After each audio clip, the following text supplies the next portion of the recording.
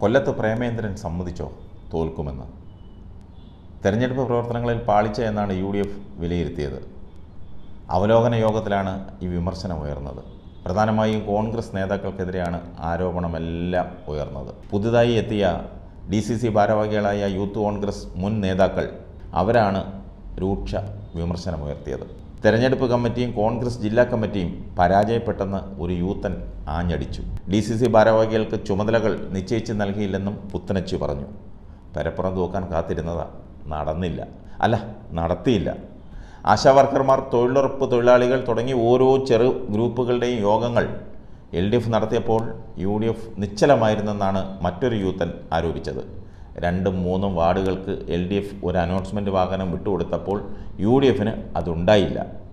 LDFും UDFും തമ്മിൽ തെരഞ്ഞെടുപ്പ് പ്രവർത്തനത്തിൽ വലിയ വ്യത്യാസമുണ്ടെന്നായിരുന്നു മുതിർന്ന RSP നേതാവ് AA അസീസിൻ്റെ വിമർശനം. താൻ 5 തവണ തെരഞ്ഞെടുപ്പിൽ മത്സരിച്ചെന്നും UDFിനൊപ്പം വന്നപ്പോഴാണ് തോറ്റതെന്നും അസീസ് തുറന്നടിച്ചു. നേരത്തെ വന്നിരുന്നെങ്കിൽ വിജയിച്ചേനെന്ന് കോൺഗ്രസ് നേതാവ് KC രാജൻ പരിഹസിച്ചു. പഞ്ചായത്ത്, നഗരസഭ, കോർപ്പറേഷൻ രംഗത്ത് UDFിന് പ്രാതിനിധ്യമില്ലാത്തത് തെരഞ്ഞെടുപ്പിൽ തിരിച്ചടിയായിരുന്നുവെന്നും KC രാജൻ പറഞ്ഞു.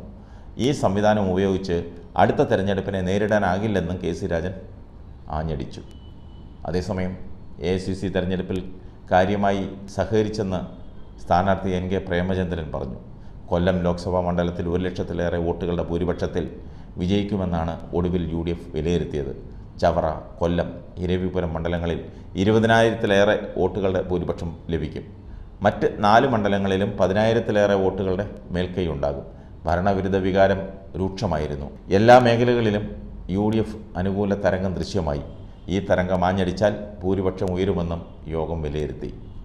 ഇത് പറയുമ്പോഴും പ്രേമേന്ദ്രൻ്റെ മുഖത്തെ മ്ലാനത ഒന്ന് കാണേണ്ടത് തന്നെയായിരുന്നു.